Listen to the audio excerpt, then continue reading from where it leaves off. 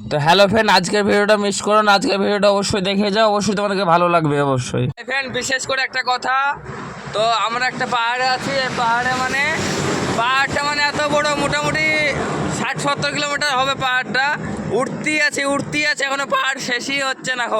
মানে গাড়ি একবারে বুঝতে পারছে আজকে, গাড়ি মানে কানতে লেগেছে, মানে সাউন্ড, গাড়ি যে সাউন্ডটা আছে, জেনারেটর চলে না, জেনারেটর, সেই জেনারেটরের মতো গাড়ি মানে হিট হয়ে গেছে অনেকটাই, সেই জন্য দাঁড়িয়ে গেছি।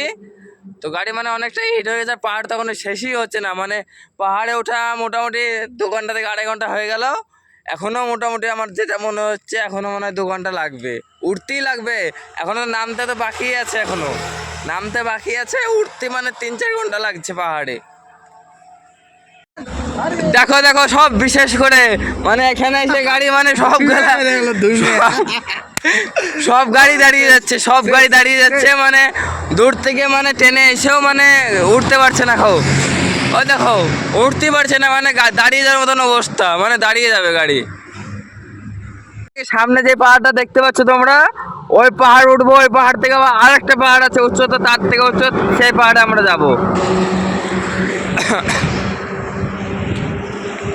খুবই মানে কষ্ট হচ্ছে আমার জানের, আমার ভালোবাসার খুবই কষ্ট হচ্ছে আজকে, কিন্তু কষ্ট হলেও কিছু করার নাই, কি করব, গাড়ি তো মানে বাড়ি তো নিয়ে যেতে হবে নাকি, মানে অনেকটাই কষ্ট পেয়েছে, সেই জন্য একটু রেস্ট দিয়ে দিচ্ছি।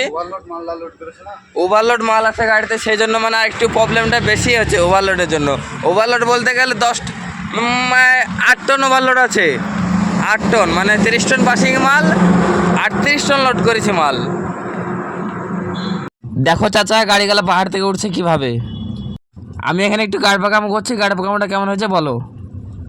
আমাদের ড্রাইভার সাহেবের লুকটা একবার দেখে নাও।